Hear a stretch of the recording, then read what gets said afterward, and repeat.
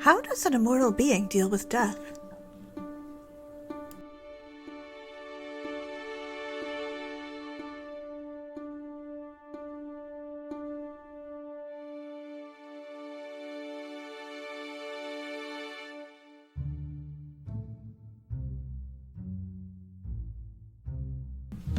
Welcome to the Immortal Gifts Podcast, where Dave Robison, Veronica Giguerre, and J Daniel Sawyer read my novel, Immortal Gifts, to you. I'm Catherine Filliard, and I wrote this. This episode of the Immortal Gifts Podcast is sponsored by me. If you like the podcast, tell your friends. If you've run out of friends to tell, buy the book. It's available in ebook, paperback, hardcover, large print, and audio. I also have a Patreon and a Ko-fi, if that's your thing. Impatient? The audiobook is available at my shop and my Patreon and will be headed to all the places audiobooks are sold. And with that, on to the show. Life and Death. Abraham, London, England, December 15th, 1899. Baron von Dunn said, "Forgive me for disturbing you, Abraham, but the undertaker wishes to know how you would like to handle the burial." He stood in the bedroom doorway like he was poised to leave if I told him to go. I didn't know how long it had been since the fire, but probably not more than a day or two. I glanced up from where I had curled up into a ball on my side around an as-yet unnamed kitten. "Flora and the children were Christians, so you would know better than I."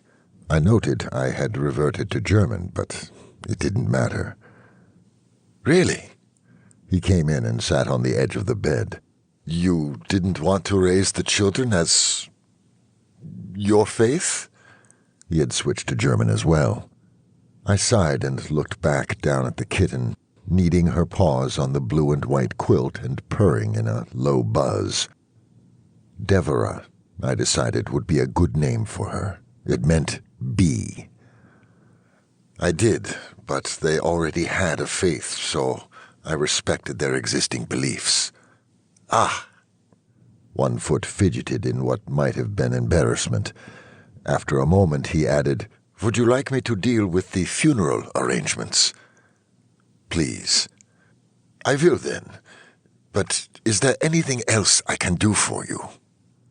I thought about it for a moment.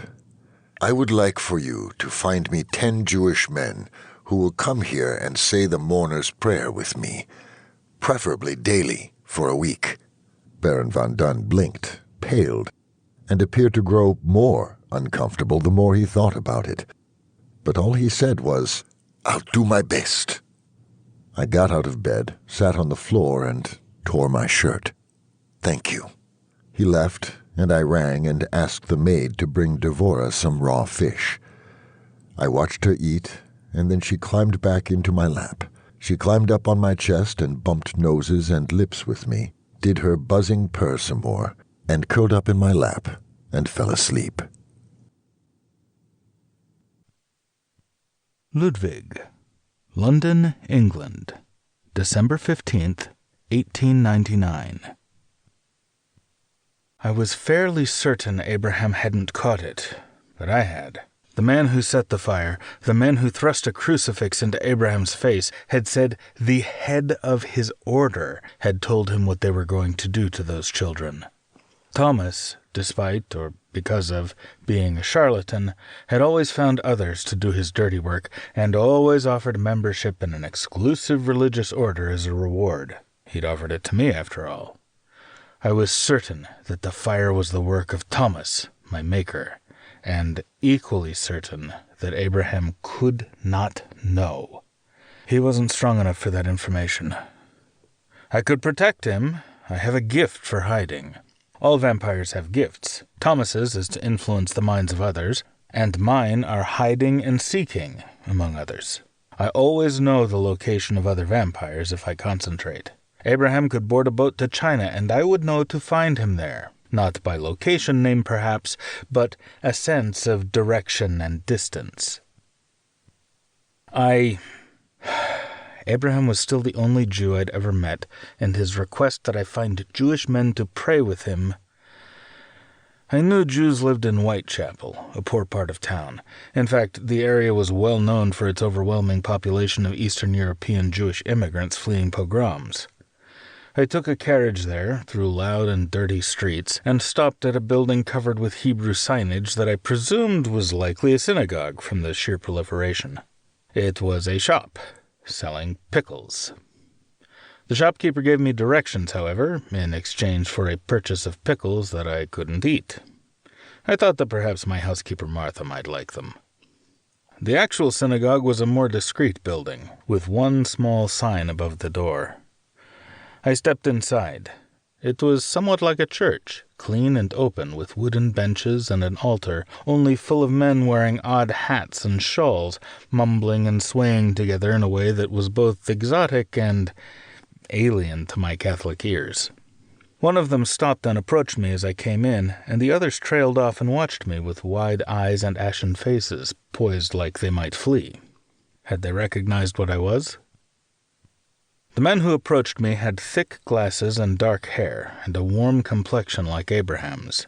He paused and visibly straightened himself, took a deep breath, and kept approaching. He stopped out of arm's reach and asked, "Can I help you?" I blurted out, "I'm a Christian." It was stupid, but I didn't want them to think I was there to pray with them, I suppose. The man pressed his lips together for a second and said, "Yes, I assumed that was the case. How can we help you?" I felt astonishingly stupid and awkward, so I babbled, "My friend is a Jew and his house burned down with his wife and children in it." The man blinked. "I'm sorry for his loss. I took a deep breath. He wanted me to find 10 Jewish men to say a special prayer with him for the dead." The man looked away, silent, lips slightly parted, with a slight crease in his forehead. Then he gazed back at me, his eyes gentle. Did I remember that correctly?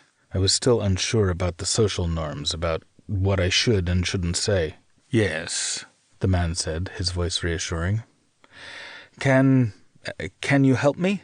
"I can," he said, sounding very confident. "Where is your friend right now?" "He's staying at my home. What do you need from me? Will these men help me as well? Are there 10 of them?" "There are indeed 10 men here. A minion. It's ritually important, as you might have guessed from your friend's request." "Oh," I said. "Yes, that makes sense, yes." The man nodded, but he shuffled one of his feet a little. "I presume you do not live in Whitechapel, sir?" "No, but I can arrange carriages if you need them." I bit my lip. "Also, there's no need to call me sir when you're doing me such a great kindness. Mr. Weiss will do." I offered the man my card. The man accepted my card gravely, reading, then looked up into my eyes and simply said, "This is what we do, usually for members of our congregation, but I'm very sorry to hear about your friend, alone and without other Jews, trying to mourn such a terrible loss. I'm glad he has a friend like you who is willing to help him." I could only hope to be worthy of such kind words.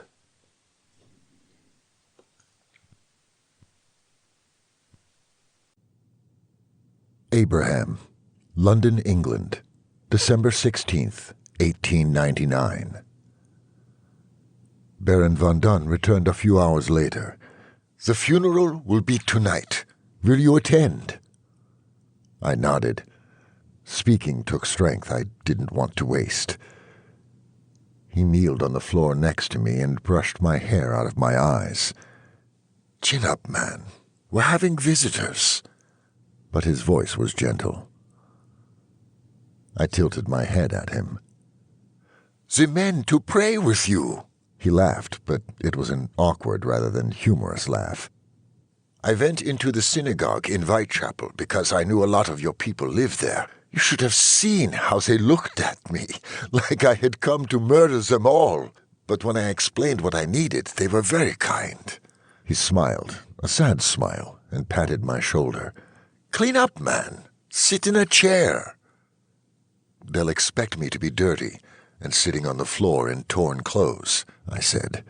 "It's our way." Baron von Dunn appeared puzzled and dismayed.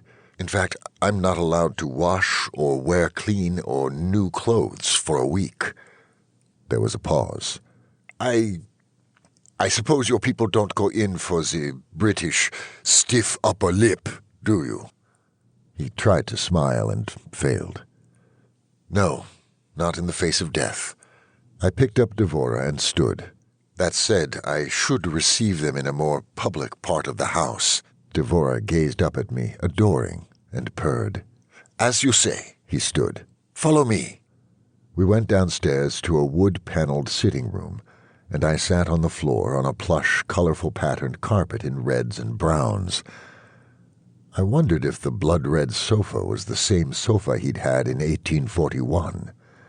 My kind can be sentimental, so it was possible. I set Devora down on the floor. She scampered around the room in a bouncy, bounding movement. The doorbell rang, and a maid rushed to answer. 10 men in black wearing black hats came in, with 2 women carrying enormous dishes of food. It smelled amazing, like all my memories of home gathered up into savory dishes. It was so sweet of them to bring food that I wished I could eat it, and it smelled like it was expensive food for people who lived in Whitechapel. They placed the food on a heavy mahogany table.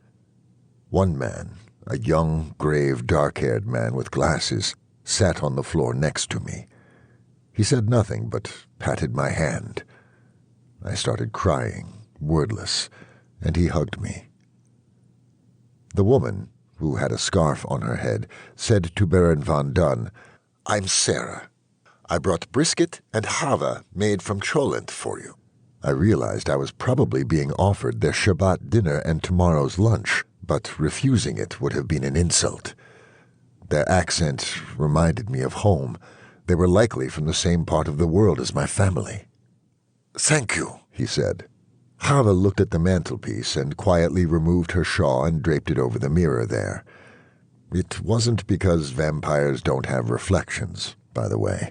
We do. That was an invention of Stoker's. It's a Jewish tradition to cover mirrors when someone dies. Some say it's to allow us to focus on mourning, but the Kabbalists say it's because when a soul leaves this world, it leaves a void that attracts demons and evil spirits, and covering mirrors prevents you from seeing them, as they're not visible to the naked eye. Don't dismiss this as rubbish. The ghosts that haunt mourners are our turbulent emotions, our grief, our anger, or our despair. It was also superstition in both Britain and Germany to cover mirrors in a house when someone died so the spirit of the deceased wouldn't be trapped in them. But, of course, Flora and the children had never been here. Based on their accent, I could tell my visitors were Yiddish speakers, so I thanked them in Yiddish. A shenem dank. They nodded at me, their eyes kind.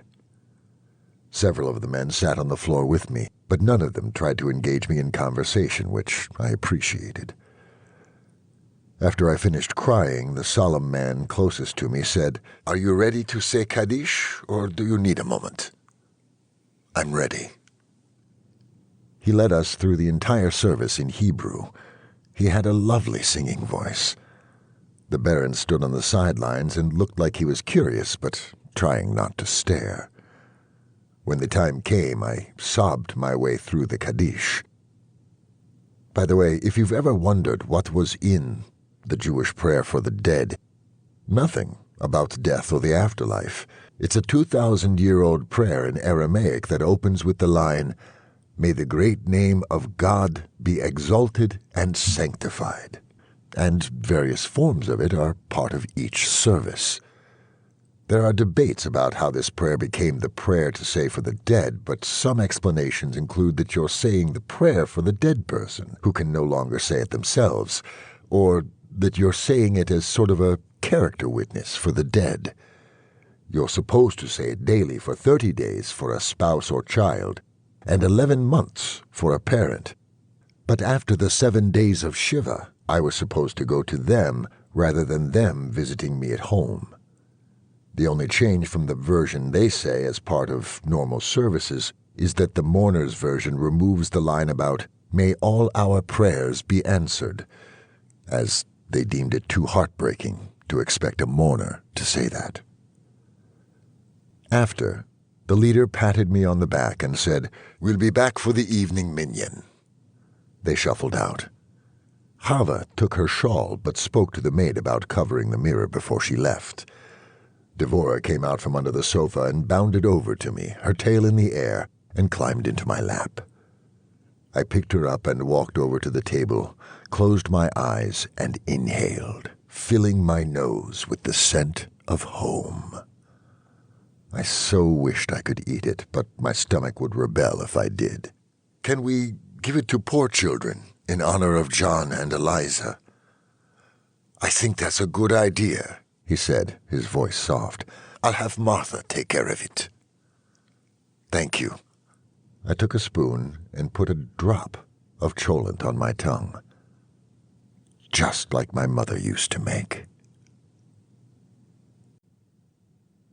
Abraham, London, England, December 16th, 1899 through December 24th, 1899.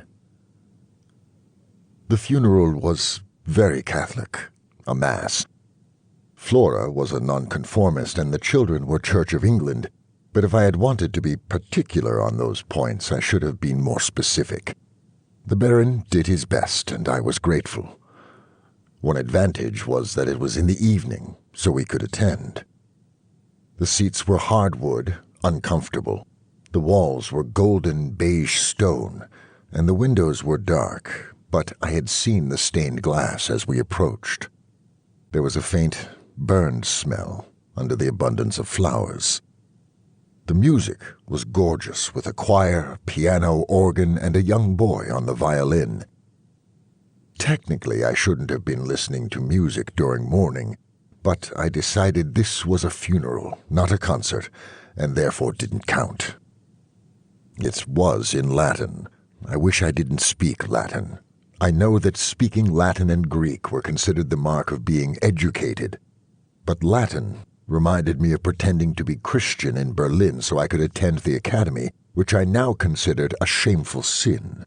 Besides, what would I use Latin for? Medical texts? I don't get sick. Reading ancient works? The Romans mistreated the Jews. I mainly used it for playing Christian religious music for money.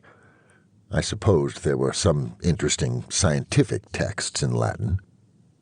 I also speak English, German, Yiddish, Hebrew, and a smattering of French and Aramaic, and I have less fraught feelings about those. I was more interested in the music and moved my fingers along with the violin. I cried silent tears during the eulogy. I sat when everyone sat and stood when everyone stood, but drew the line at kneeling. Fortunately, that seemed polite enough. The Baron took communion. I questioned him about it later.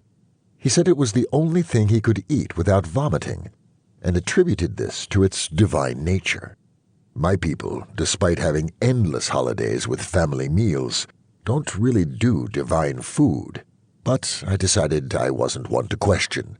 I expected him to accept my religion, after all, so it was only fair to extend him the same courtesy. On the 7th day after the funeral, I took a bath in the Baron's enormous cast-iron clawfoot tub, much to Devora's dismay. She sat next to the tub and mewed piercing cries. Perhaps she thought I might drown. Because I had no other clothes, I put on the same clothes I'd been wearing for a week, and returned to the sitting room and the blood-red sofa. "Do you need me to buy you new clothes?" the Baron asked. In German, of course.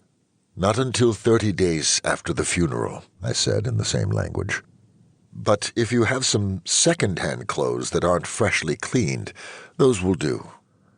The Baron appeared dismayed at this, but all he said was, "Perhaps we could go to a concert tonight." "I'm sorry," I said, and I meant it. "I can finally leave the house, but I'm not allowed to go to concerts until 30 days after the funeral." He looked like he'd swallowed a lemon, but said, "I'll see if I can find you some clothes, and perhaps we can go for a walk in the park then." "I'd like that, Baron." "Please, call me Ludwig. Ich bin Ludwig." I blinked. We'd known each other for over 50 years, and this was the first time he'd invited me to use his given name. As you wish, I added to try out the new pronoun implied by the offer to use his given name, wenn du willst. He smiled and shook my hand, then vanished into his rooms, returning with somber black clothing, shirt and trousers. I took them to my own room and changed. Devora rolled around on my dirty clothes and purred, and I laughed my first laugh since the fire. If Ludwig heard me, he didn't comment. We wandered out together to the park. It was a beautiful winter night, all white and bluish in the moonlight. Snow crunched under our feet as we walked. I inhaled the fresh snow scent, like rain, but colder. I gazed up at the moon, at the falling snow, at the dark, cloudy skies and bare branches with white nestled in them. Thank you for letting me stay with you. I don't know where I would have gone. I breathed in the cool night air. Under a bridge, perhaps. How are you feeling? I shrugged. You don't know? I'm done with lying. He winced and patted me on the shoulder. We crunched forward, past bare trees reaching up into the sky. Once the Schlossing is over, I'd like to go back to Berlin. After the what? 30 days after the funeral. Ah! The snow scraped under his feet. I was hoping you would return to the stage. I'm understandably nervous about attention at the moment. Reasonable. In the distance I heard a hoot and a soft flutter of wings. We passed a fountain with a crust of ice around the outer edge. London was Flora's city. I was happy here because she was here. But now I don't feel safe. We walked together in an almost silent world of snow for a moment, our footsteps the only sound, until a horse and carriage on the road broke the spell. The air chilled my lungs, but it was a good chill, a chill that felt like I was alive. It seems a shame for the world to lose your gift. Perhaps you could start over with a new identity. I suppose. The snow started falling heavier now, in big, fat flakes. I closed my eyes and raised my face to it, letting them land on my cheeks and nose. You don't want to be naughty and cheat the rules and attend a concert? His voice was wistful. I'm appreciating having time to mourn. I tried to smile at him and probably produced something pitiful. My heart wouldn't be in it, not yet. I was gradually returning to the world, and the prescribed pace was just about right. He appeared very disappointed, but said nothing. You could go without me, I suggested. I'll be fine at home with Devora. He shrugged. I might. We crunched our way back to his house. Early the next morning I took an enclosed coach and donated generously to the synagogue in Whitechapel that had been so kind to me. Abraham, Eatontown, New Jersey, March 13th, 2020. I fidgeted in the brown vinyl and wooden chair next to Destiny as our reproductive endocrinologist flipped through paper records in a green folder. The nameplate on her desk read Dr. Olga Gogol, and everything was white, blue, and brown, with a tasteful, modern painting of a pregnant woman, a vase full of fresh tulips, and a quantity of plants. The plants almost covered the hospital smell. I had to sit on the far side, away from the window and its view of cherry blossoms. Dr. Gogol had ivory skin, brown hair she wore in a bun, and a faint Russian accent. She was wearing an N95 mask because of COVID, but the current recommendations were that civilians didn't need them. I certainly didn't. Your tests all look very promising, Destiny. So, can you tell me why you've decided on donor intrauterine insemination? Destiny shrugged. I'm a product of IUI myself, so it worked for my mom's. She smiled. I was conceived here, in this very clinic. The doctor glanced up from her chart and appraised the two of us. I was asking about the donor part. I would have thought that was obvious, but I spelled it out for her. I've been assured that I can't. I only resented her making me say it a little. I mean, it was not something of which to be ashamed, especially not for my kind. Vampires don't reproduce sexually. It's standard procedure for us to test both partners first, just to make sure. She gazed at me, expectant. I wondered if I could refuse without jeopardizing our chances. How incriminating could a sperm sample be? I glanced over at Destiny, who appeared hopeful. Curiosity finally got the better of me. You're wasting your time, but I suppose I can humor you. She offered me a cup. Would you like a magazine? I performed the maneuver commonly referred to as a facepalm, much to their amusement. Dr. Gogol showed me to a private room. Suffice it to say that a sample was produced and returned. Technically, sages can't agree on whether the sin of Onan was masturbation or coitus interruptus. But since the main gist is that he was refusing to provide a baby that might disinherit him, this was clearly something not worth nitpicking in this context. The doctor took the cup and a little dropper and examined the sample under a microscope. Wow, she moved the dial. Wow. No offense, but I see what you mean. Terrible motility. It's like they're all dead. I wasn't surprised. I'm 200 years old and arguably dead as well. Do they have fangs, too? I whispered to Destiny. Destiny giggled and whispered, No, but they're all shaped like tiny bats. I giggled back. Dr. Gogol didn't glance up, but she asked, What? Nothing. The doctor kept peering into the microscope. Interesting. She straightened up. Sorry. She walked back to her desk, sat down, and made a note in Destiny's records. There was an awkward silence while she wrote. I launched into my prepared spiel.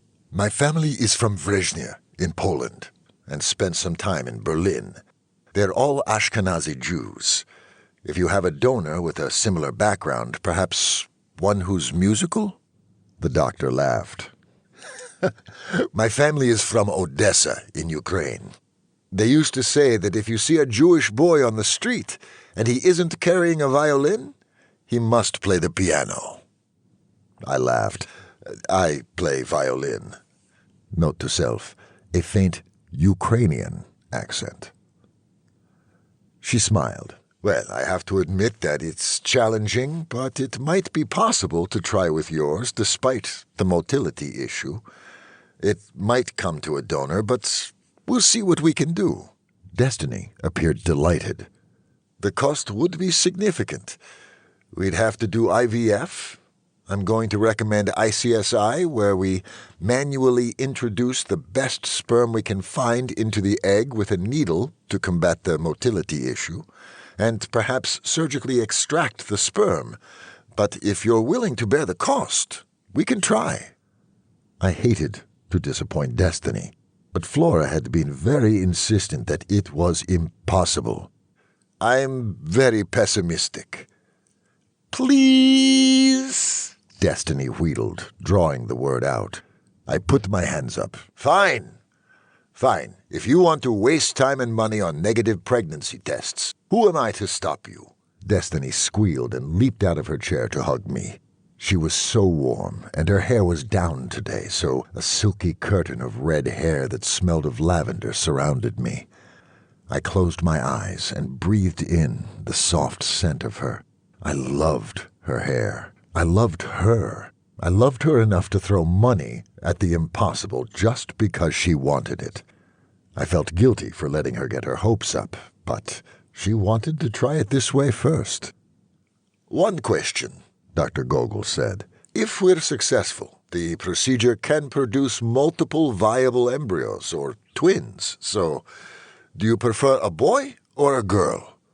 Without a second thought, I answered, one of each, God willing. As the Talmud says, to replace ourselves on earth. Although I'm not going anywhere, come to think of it, so a girl? Destiny. Eatontown, New Jersey. March 13th, 2020. Dr. Gogol was thin, muscular, and tall, with androgynous features. She wore her hair in a severe bun. Very attractive. Hey, I'm married, not dead. Dr. Gogol pulled me aside and said in her Ukrainian accent, "Do you need me to show you how to give yourself an injection?" I burst out laughing. I've never given myself an injection before, but I'm a veterinarian. I guess it's time to become my own pincushion. All right, she said. Show me. I shrugged and took the needle. Where? Butt? Belly? Belly, she suggested. So I did. I had a lot of practice with cats and dogs, so I didn't hesitate or wiggled the needle or anything.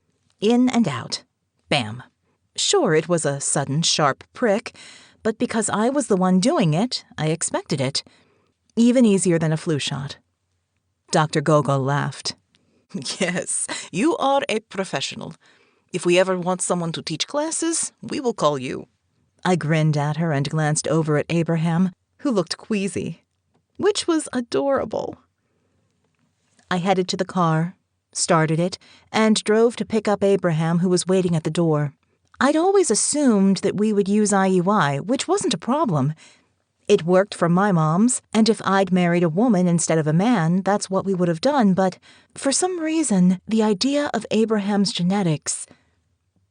Like I've said, he's beautiful, and plays the violin like a god, and he's smart.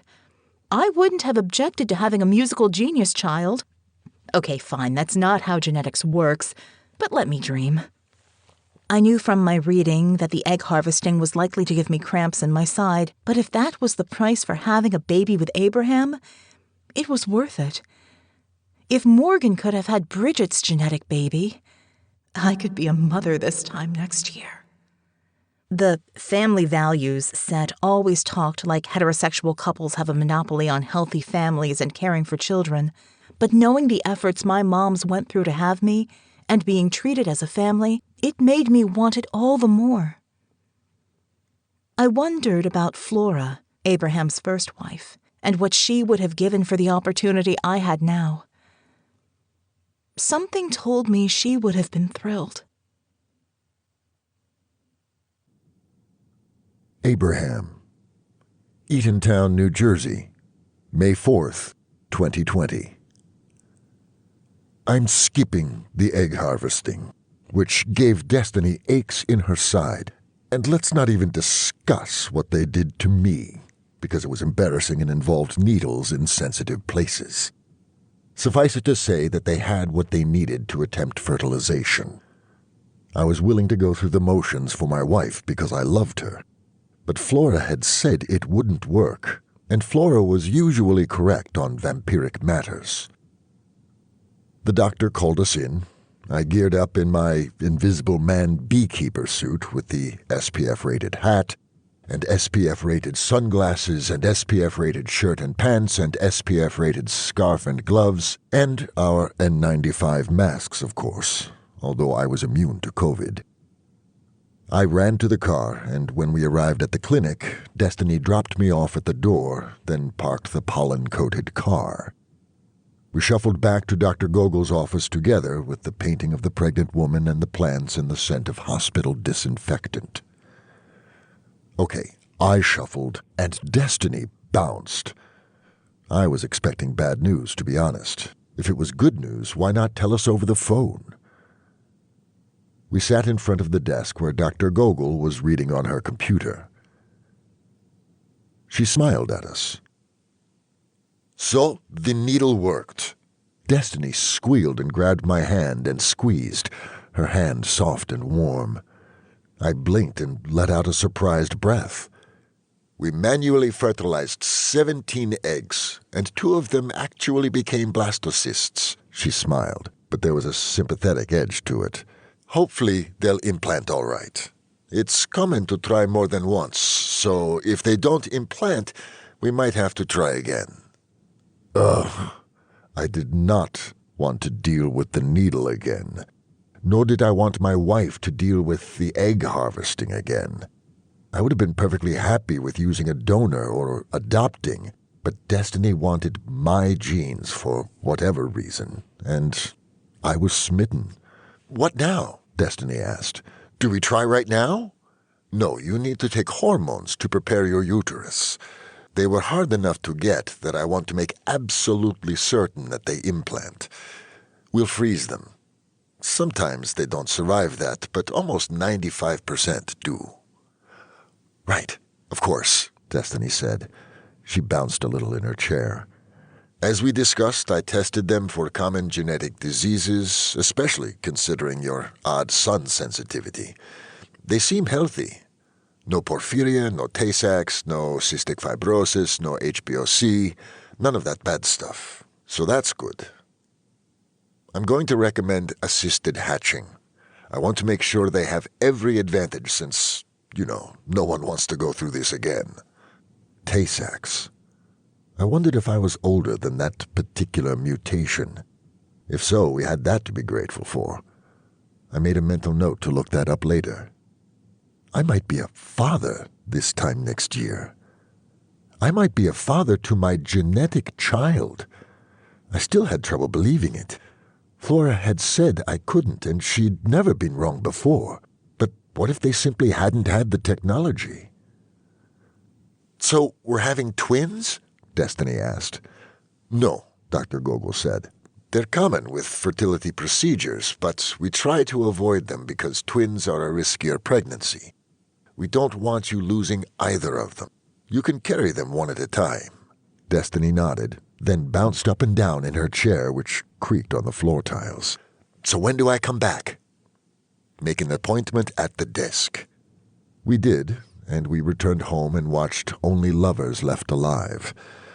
After that, I took out my Stradivarius and played the bright, sweet, rapid tones of the Paganini Caprice No. 5 myself, much to Destiny's delight. "I want you to play that while I'm being implanted." I laughed out loud. "We'll ask if they mind." She giggled. "So, what do you think of some celebratory TMI?" I kissed her hand and said, "Your wish is my command, not to mention my husbandly duty." I waggled my eyebrows at her. She stood and beckoned to me, and I followed her into the bedroom. I would follow her anywhere. Abraham, Eatontown, New Jersey, June 3rd, 2020. We went to the clinic. Of course, I needed my sun gear, now referred to by Destiny as my Beekeeper Invisible Man cosplay, for them to implant the first one, and Destiny was all but vibrating in excitement, which was adorable. I was glad I didn't feel the heat like I used to, because it was hot and humid that day, and I was covered with SPF fabric from head to toe. The room where the procedure was going to happen was white. White walls, white floors, and smelled of disinfectant. And they gave Destiny one of those dreadful hospital gowns in the slate blue that was almost gray. Everyone was masked, of course. The staff thought my bringing a violin was odd, but were patient until I played. I played the entire Paganini Caprice No. 5 with the staff frozen, spellbound, the only other sound, medical beeps. There was silence after, and Dr. Gogol said, "I now see why she insisted on you rather than a donor." I felt my cheeks warm. Surely I wasn't blushing. My kind usually doesn't. "I wanted that playing while I was being implanted," Destiny said, her voice sleepy. They had given her a Valium, after all. I switched to Mozart's Violin Concerto No. 4 in D minor. "But this might be less distracting." "No offense to Mozart, but I want Paganini." What's an adoring husband to do? I played the Paganini again and followed it up with some of the violin solos from Rimsky-Korsakov's Scheherazade. Scheherazade had been my signature piece since 1899. That year was also a time when I had 2 adopted children and loved them with all my heart. Judaism, like my wedding to Destiny, explicitly wishes for children. At my bar mitzvah, my father was told, and may you be blessed to bring him before the wedding canopy. Having children is a mitzvah. I'd always assumed I'd have children, until I was told I couldn't, and then I assumed I'd adopt children. Apparently, with enough assistance, I could have my own. And then the procedure was over. Dr. Gogol came to stand next to me. "Do you play professionally?" I tried to smile, but I suspect it came out sad. "Not anymore." "You should." I shrugged. "Seriously," she said, emphatic in her faint Ukrainian accent. "You should." The nurse added in a southern twang. "I don't even like classical music, but that was... wow, you might have changed my mind. At least where you're concerned." She wore her red hair in almost a beehive style. Destiny sat up and scratched her nose, then stretched. "When do I take a pregnancy test?" 12 to 14 days, and I don't want you peeing on any sticks until then because they won't be accurate yet. Make an appointment." She helped Destiny stand. "Take your progesterone, have lots of sex." My cheeks were warm, but Destiny grinned wickedly and said, "Well, if it's doctor's orders." I drove home, but Destiny had to pull the car up to the door and switch seats for us to do it.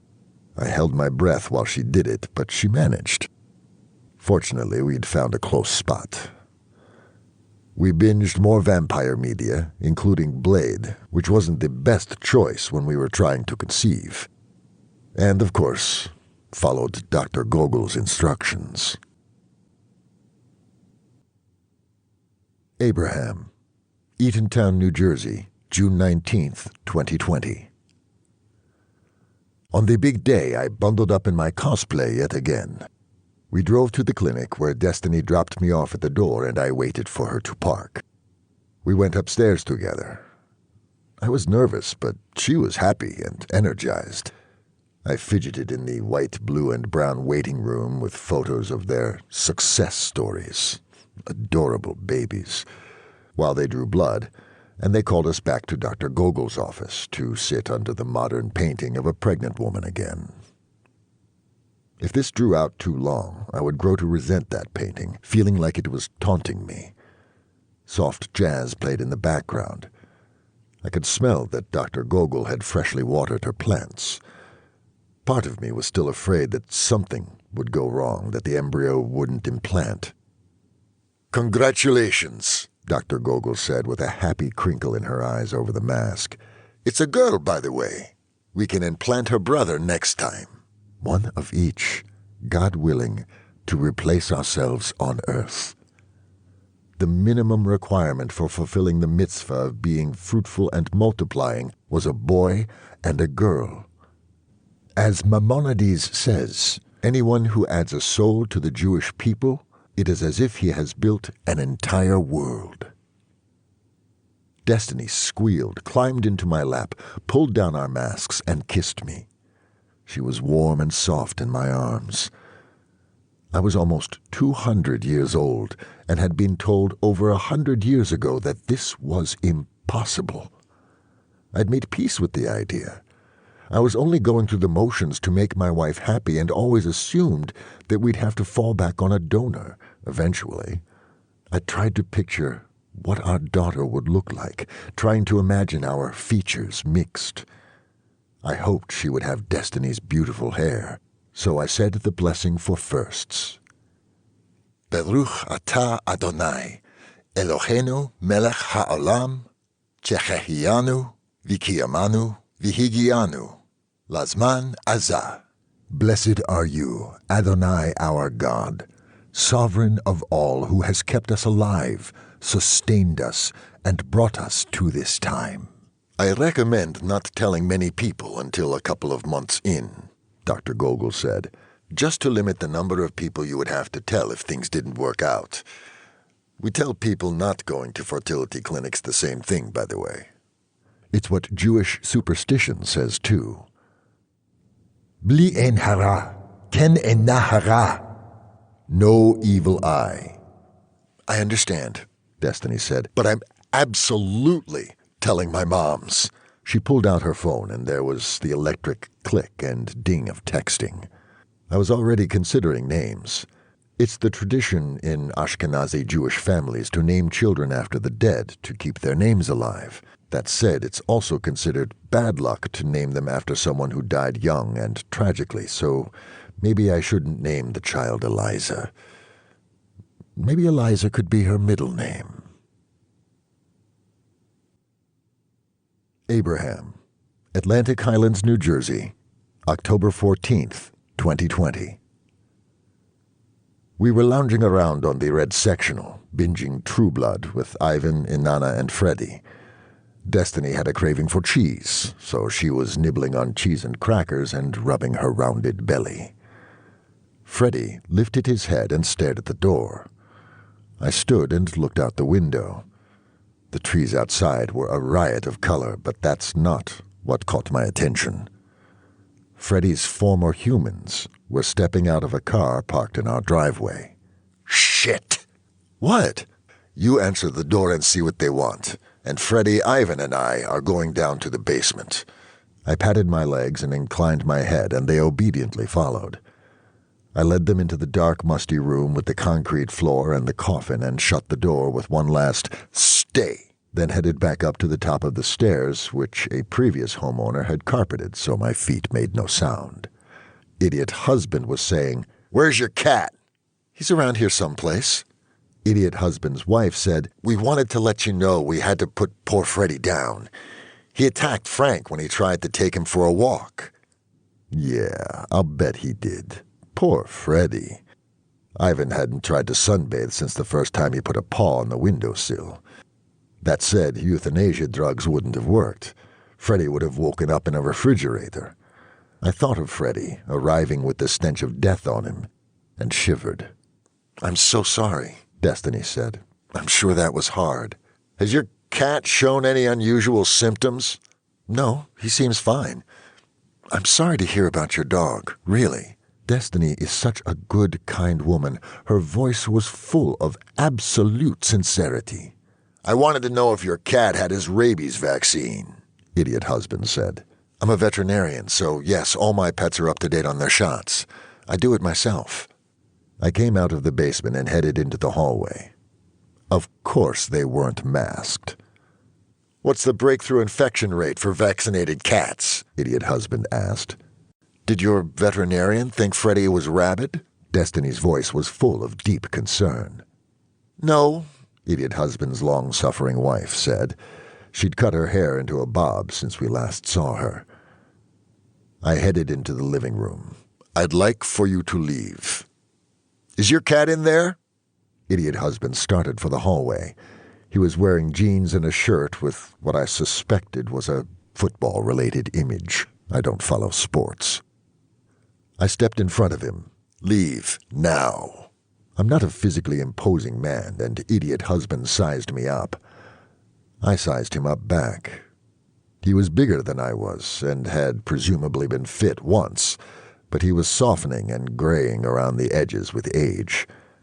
I could absolutely take him. I could pick him up with one hand and throw him, but he didn't know that. Besides, the police might come, and bullets hurt. And then you have to fake your death and move and change your name. Better to not cause any trouble.